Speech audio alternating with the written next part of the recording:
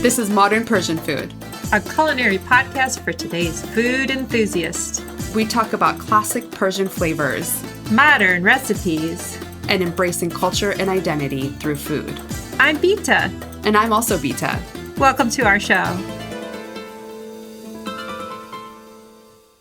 Hi, welcome to Modern Persian Food. Today's a really special episode. It's our 100th episode. Woohoo! Woohoo!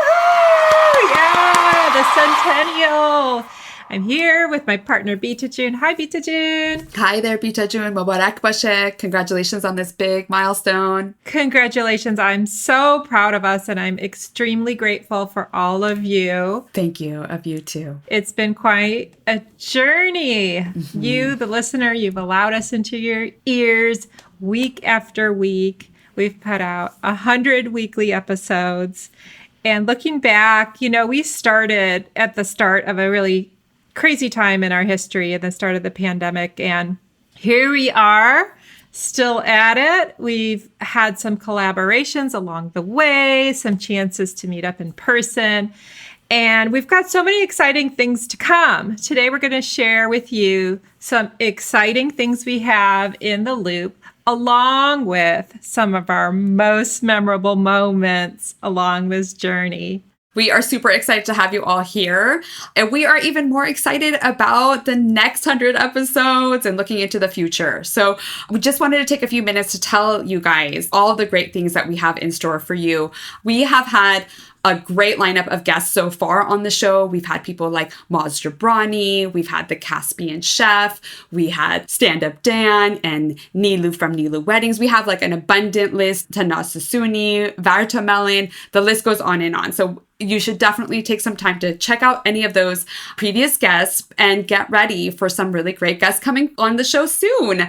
So I am super, super excited about a New York Times best-selling cookbook author who is coming on the show. So we're super psyched about that. I had the pleasure of meeting him in person. So more to come on that. We also have a hilarious Persian comedian coming on the show to talk to us. We are super psyched about that as well. And also we have some special guests coming in, demystifying some of the ancient Persian remedies that we've heard about and kind of where food factors into garmi and saadi, and also just some special recipes and things like that. So we're going to hopefully pull in some great guests and share them with you, talk with them, see what really gets them excited when it comes to Persian food. And we can't wait to share those with you guys.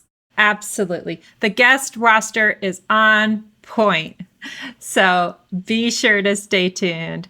On that point, recipes. We will continue to bring you recipes, how to make Persian dishes in your own home, easy, modern, including respect to the traditional methods. We are going to break down ghormeh sabzi. I think Vita and I shared in one of our early recipes that that's a particular dish that both these beats here, we haven't really made on the regular. So we're going to be making that on the show with you and learning with you how to make iconic ghormeh sabzi. Yes, a definite Persian classic.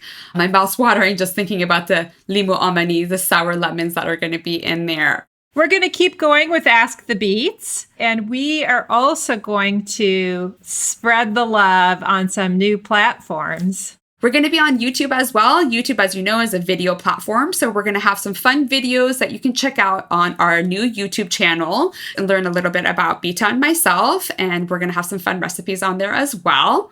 And also we're going to look into having live recordings as well. So you can really make those Ask the Beats really live and personal. So we're looking forward to that. There's a lot of new platforms out there. So we're hoping to share with more listeners. You're going to be able to dial right in and ask us a question live. Yeah, we're also building out our email list, so be sure to sign up for that if you haven't already, and we're going to have more intimate communication with you, and feel free to ever respond to those emails or also just reach out to us over email or over Instagram to ask us your questions. So we're looking into all these new platforms and super excited to share them with you. We also wanted to take the opportunity to just say thank you to everyone and also share the connection that we've made with our listeners and with people in the community, and also being on the same page as people who like maybe don't have a strong connection to their Persian roots, or they're just interested in learning more about Persian cuisine and culture. So thank you all for being part of that journey with us. And we look forward to having more connections and building relationships with you. Thank you. So let's jump right into it. Thank you again. Today we're going to share some of our most memorable moments. Beata June, is there something that comes to mind as we're listing off some of our memorable moments from the last 100? In all transparency, we were having some conversations about how we want to position the 100th episode because, you know, it has definitely been a journey. As Beata June had said, we started this out in the beginning of the pandemic without really knowing. One, we didn't even know each other very well at that point. We were kind of both out, kind of like taking a little bit of a risk, you know, it was an investment of time and money and dedication. And we were like, shall we do this? And it was just such a great idea. We were just like took off on this. So when we were talking about what we want to do in this episode, it was like, let's showcase the highlights and some of the special moments that we've collected in our minds and our hearts throughout this time, throughout these past 2 years that we've built this episode. We've had an episode every single week. I think that's like super special. So I would say that one of my most special favorite moments is actually you, Beata June, for really giving me the confidence to be able to like, let's do this, and also being up for it. And like, you know, together, I think that we kind of supported each other in a way that was like, okay, we can do it. And like, you were gung-ho for like stuff that I came up with, and then you came up with stuff, and then I became gung-ho for it. So it was like boosting each other's confidence and being able to be like, hey, we can do this, even though the world around us might be falling apart completely, you know, as this pandemic took multiple stages throughout this time. But I would say that one of my very special moments is being with you, Beata June. I love that. That just touched me right straight through the core of my heart. Yay! Sending kisses. That's so good. I'm so glad that I inspired you and gave you confidence. And I hope that all of you listeners have gotten some of that energy as well. It's our true hope, I think, is what satisfies us the most. Absolutely. But to go to my list, and mine is kind of like episode specific. Okay. Yeah. So episode 71, if you've been listening along, that was our episode that was called The Medicinal Properties of Persian Spices with Dr. Mahtab Jafari. Yes. You know, that kind of connected all the dots for me personally because, you know, I'm a health coach by day, and my late father was a surgeon and a doctor that was passionate about healthy eating. And it just kind of tied everything together when we had Dr. Mahtab Jafari, a well-respected scientist and doctor and professor.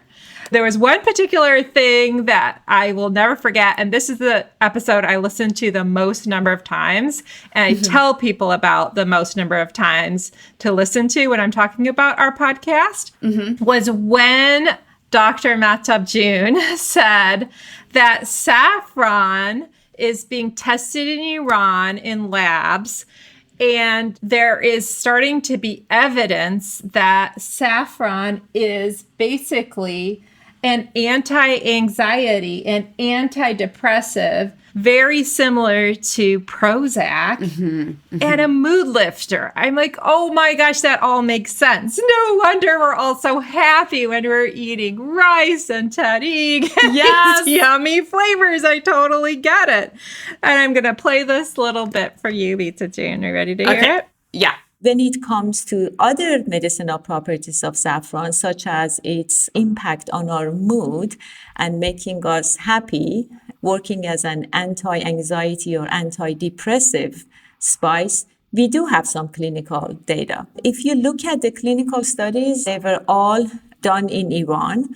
And a study recently looked at all these studies, all 8 of them, that look at patients with depression. And they even compare saffron to drugs like Prozac, fluoxetine, or imipramine. And they showed that saffron at the right dose works as well as these drugs.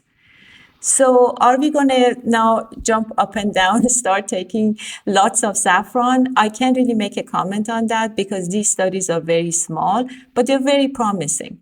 Amazing. I love It just it. blows my mind every time I hear that. Yeah, I mean, that makes total sense. And that was actually such a great interview and a great guest that we had. I remember from that episode, that rose that makes you like happy and like live longer. So every time I kind of go to the market and I see flowers, it's like another excuse to buy them for myself is, you know, they're going to make me happy and live longer. So can't lose with that. Right. And the rose water and the rose petals we use in Persian food. And the old ladies that pull out their vial and sniff it at funerals. I think she said it was oil. Yeah, rose. Yeah. And they sniff it just to like feel better. Yes. Yeah, and calm down. That's so beautiful. Calm down. Yeah, pull themselves together. I remember after that, I went looking for rose-scented perfume. I'm like, I just want to be around it all the time. Yeah, absolutely. And timely, too, right? Who else wants a natural mood lifter in these times? I mean, it was just like perfect. Yeah, absolutely. So one of my favorites, we're going way back here, is episode number 4 about onions. I almost picked this one. You know, we were 4 episodes in. We were trying to like record a few, like we were like right about to launch. We like kind of recorded that right as our part of our launch program. And I was just so stoked. I was so excited. We're going to have an episode on onions. And it's like, what? Onions? Like you're going to have a whole episode on that? And I just love it. To me, it's like one of the most perfect episodes because we talk about onions and we are just so passionate, I think, that like, you know, when we're talking about it, like in that episode, I talk about the smell of pièce d'or. When I was a kid growing up, like you would wake up in the morning and you smell pièce d'or in the house. Okay, they were like either having a party or like people are coming over because like mom's up early and like making pièce d'or, the fried onions, which is like the foundation of every Persian dish. So like we talk about things like that. We talk about, you know, my cousin has a juja kebab recipe that has onions in it. So like we just break down onion. We talk about it raw. We talk about it cooked. We talk about it in a marinade. We just talk about this simple ingredient in so many ways and the role that it plays in Persian food. And at that point, I'm like, yeah, if we can pull off a episode just on onions, we're set. Yeah. And I love it. And if you guys haven't listened to that one, go way back. We're like such newbies in there, but like it's so great to hear. And that's like one of my favorite episodes. So I wanted to just include that in my top 5. I almost picked it too. Great choice. I know. I remember it perfectly because I was like, oh, really? We're going to have enough to say? Like, talk about onions? And then I remember that after it aired and we looked at the analytics, it's like, wow, people really wanted to listen to that. Yeah.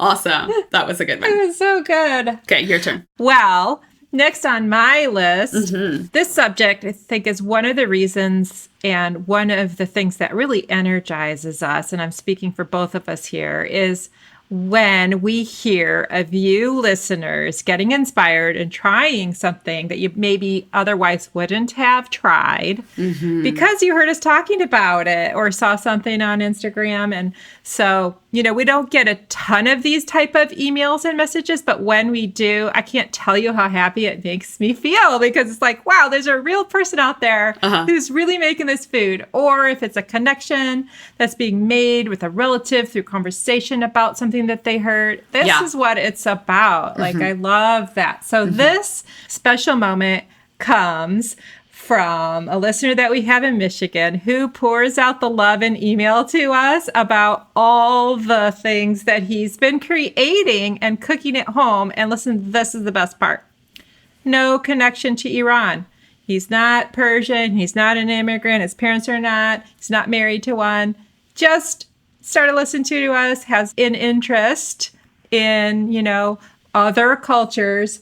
And we have heard that this particular listener has made Fes and June, Adas Polo, Reime, Choresh Reime, which is his now personal favorite. Yes. What? So, and he sends us pictures and it's amazing. Yeah, that is such a great moment. And I do have to say that when we hear from listeners who have been inspired and influenced by the podcast to learn more about their culture and to have a little bit more of a connection to their culture or to their family. It's just so inspiring for us that we can be conduits to make that happen. You know, people will tell us, oh yeah, it made me have this conversation with my grandma about like limu amani or about this specific ingredient, or we had a debate about like what ingredient is authentic versus not authentic.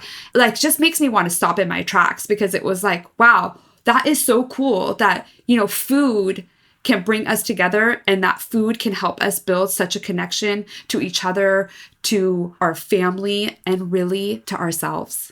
Allowing yourself to feel connected and to like embrace all of those things. And I'm really proud of us for being able to be conduits of that. Yeah, and it's becoming a tight community here. Really nice. My next favorite moment, kind of monumental moment for me in our journey, is going to go to episode number 64 about Aash Reshteh. Oh. Yes. If you've been listening, you know that like I love Aash Reshteh. I love the classic traditional recipe. I love the fast and easy shortcut bastardized recipe. I love Aash Reshteh.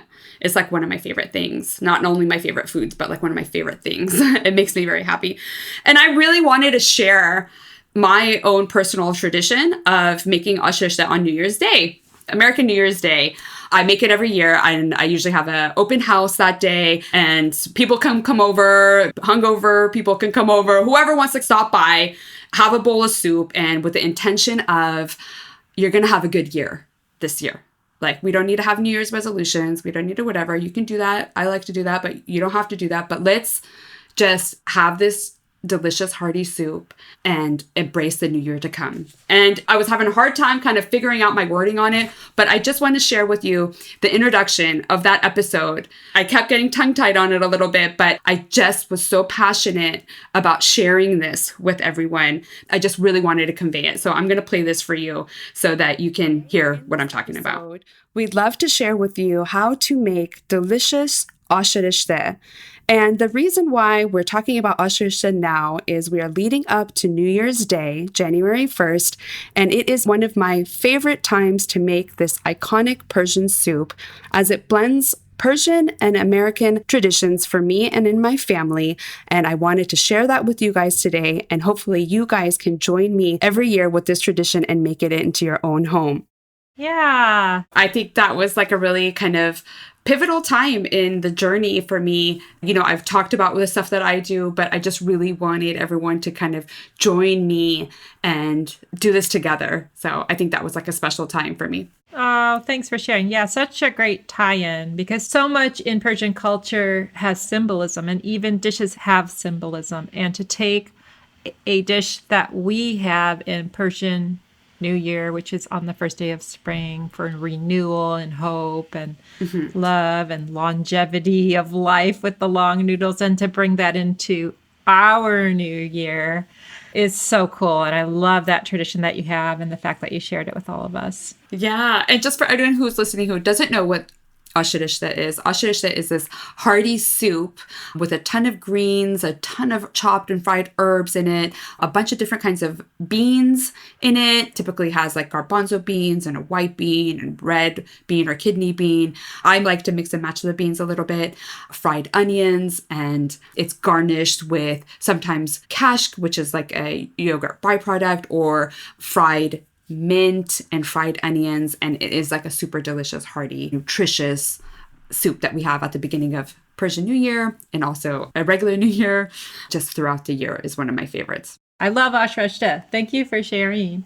Okay, so my next most memorable is an episode that I think is highly entertaining, and that is episode number 66 with Stand Up Dan. Yes, you are right. That is a good one. Oh, yeah. I mean, I was smiling and laughing most of that episode. It was such great fun. And thinking back, I didn't know who he was. You introduced me to him, and then I started following him. And at that time, he was doing a show, and it was called Raid the Fridge. And I became full-on fangirl. I was like cheering him on. And yeah, and on the Food Network, which is huge. Big. Right. So I think part of why this episode is so great is that he is a foodie. He knows food and he really knows Persian food. On top of it, he's a comedian. So he's like the perfect guest. And he brought up something that I had never heard of before. And that is garagharut. Garagharut. That was so funny. Oh my gosh. I had never heard of this thing. He called it bovine lava shack. And I was just like barfing in my mouth thinking about what the heck is that. A lava shack is typically like basically most similar to a fruit roll up maybe. Yeah, fruit leather. A snack, a fruit leather. But it's apparently, he was describing it being made out of like a yogurt milk or goat milk or something. Yeah. There's this one particular part when he says it, it just cracks me up the way he says it. I'm going to play it for you. Okay. Garagharut. Oh my God. Garagharut. Garagharut. Puts it in his throat. That is so funny. Yeah. He got it. I was like, it's gargling. He's like, garagharut. Garagharut. I mean, some people are very passionate about garagharut, and I think that there's different like quality and tastes when it comes to it. But yeah, it's super sour and it's kind of cut up your tongue a little bit when you have too much of it. But that was hilarious. Whew. I know some people love it. Yeah, so no offense. Some people love it. Yeah, absolutely. When I saw it in the store, we have Persian markets all over the place in California. We're really lucky that way. I bought it after that episode and I tried it. My husband was too afraid. I tried it and I can say it was the worst thing I ever put in my mouth. It's one of those acquired tastes, of course. So he was not wrong. And when he refers to that, Aash as the ugly stepsister of Reshteh, it was hilarious. He is super funny. So definitely check out that episode for anyone who hasn't heard it yet. 66. Okay, good one. My next one is actually number 63 about Shab Yalda. And I have to say that that episode is one of my all-time favorite episodes. For like a few reasons. First of all, I just love deep diving into like these old Persian festivals and events. In that episode, we talk about Shab Yalda, but we talk about other events like Nowruz or Mehregan, or recently we talked about Tirgan, which are like these ancient Persian festivals. You know, as we are like always like looking for an excuse to celebrate and to be intentional. So those other episodes are really great too. But the Yalda one specifically is one of my favorites because of a few reasons. One of them is that at the end of that episode, we actually recite poetry. You recite poetry, and then I have a audio clip. It's actually a video clip that we transferred over that we're just using the audio for, of my dad who has passed away, and he's reciting from memory a beautiful poem by Salek. And then what I do is I translated part of that poem afterwards. So we end the episode with that. And that is one of my favorite. Like I spent a ton of time actually finding that poem because I didn't know who the poet was. There was no translation available. So I actually found it, like I posted it up on like a forum on like Reddit actually, and just like asked people, I was like, has anyone like heard of this poem? It has these lines in it and stuff. And someone got back to me, and then I found it, and then I like basically sat and like translated it. But the thing about Persian poetry and the Persian language is that it's not like a direct translation. There's so much passion and emotion in every phrase or every prose that you can't just say like the direct translation. So I really had to kind of factor that in. So at the beginning of that conversation, I talk about how like I didn't have this strong memory of Shab Yalda growing up, that it wasn't something that like we celebrated all the time, or maybe I just didn't recognize it or didn't realize it. And what made me aware of it was this song by Layla Furuhad, who did it. So I just wanted to just play a little bit of that song from that episode, just as a little bit of a homage to Yalda and being Persian and all these really great, awesome, ancient Persian celebrations.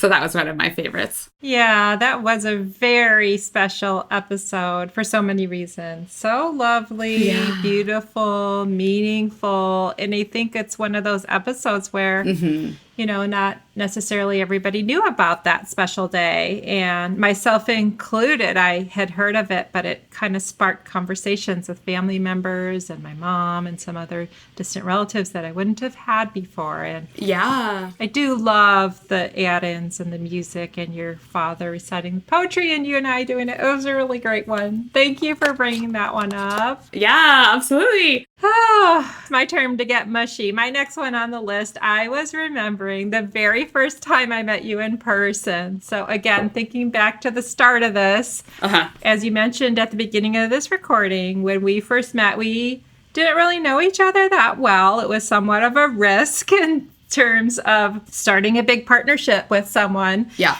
And we met in the Golden Gate Park. And I just remember thinking like, oh my gosh, she's a really cool chick. Like, great energy, like a lot of energy. And I think like we had even more in common. We found out that we both, ran in high school and we basically like did some good laps around the Golden Gate Park. I had such a nice tour and we just walked and talked and saw beautiful botanical gardens in San Francisco. And it was just, it kind of, for me, solidified that, okay, this is it. And it was really early on. We had masks on. We took a distance photo together with our masks on. But it was just, it was a really fun day. And I have great memories of that. And we've been fortunate enough to get to have a handful of other occasions where we've gotten to see each other live and in person and even do it 24 hours together. So it was a good day. Yeah, that was a great day. We still record virtually from 2 different locations, but we get to see each other's beautiful faces while we record on the screen. And we have like our great conversations this way.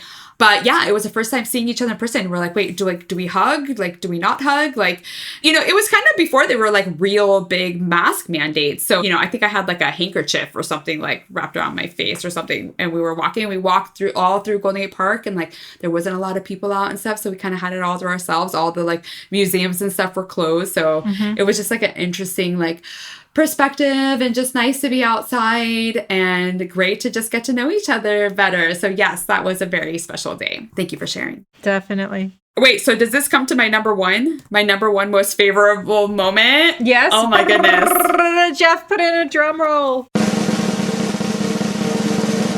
I'm going way back. Way back. Like, we're 3 years of working together, 2 years of broadcasting. We are 100 episodes in. We are 100. And I'm going all the way back to episode number 1.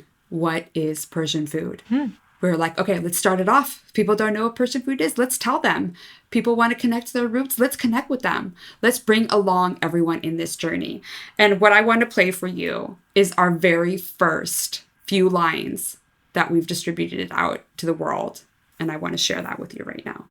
What is Persian food? Yay! I don't know about you, Bita, but I would just love to see Persian food wherever you're coming from. If you're new to it or if you grew up eating it, I would love to have our podcast encourage and motivate you to put it into your regular rotation on a weekly basis. Yeah, absolutely. It's like delicious. Yeah, and not be afraid. It can be so intimidating for some people, even for us like who grew up in Persian families and who have like had the flavors all throughout our lives. It can be pretty intimidating to be like, how do I get that same flavor into other foods or into my menu and my meal plans for my family and for myself, and like how to do it.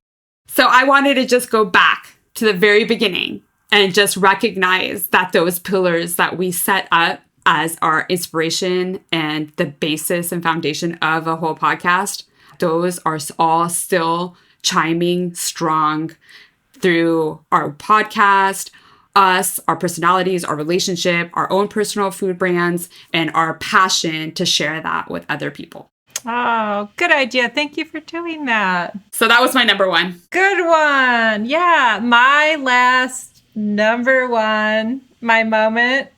Are you ready for it? Yes. It's very kind of Buddha of me. Please. It's right now. It's this moment.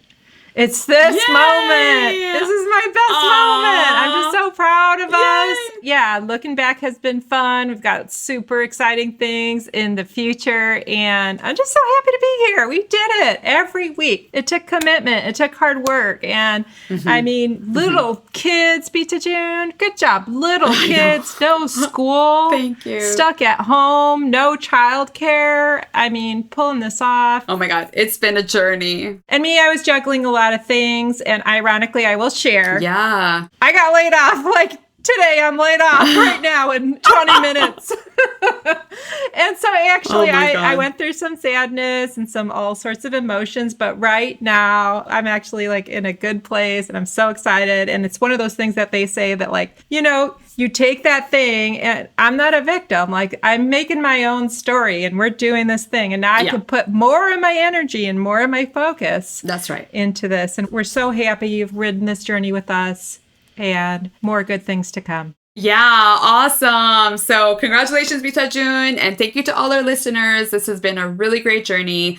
And just a few quick notes, like if you guys like the podcast, not only can you let us know, but would you please scroll in your little podcast app, wherever you're listening to it, and just give us a rating and maybe give us a review, and helps everyone become more aware of our podcast, Modern Persian Food. If you want to sign up for our mailing list, we are super excited to just share kind of more intimate information via that channel. And also just tell a friend, like if you have other Persian friends or you have anyone who's kind of interested in Persian food, this is a great way to kind of introduce them to the delicious flavors, the fresh ingredients, and how they can incorporate Persian flavors into their lives. And hopefully you guys can all enjoy it together. Cheers. Good job. Okay. Thank you, everybody. Bye-bye. Bye.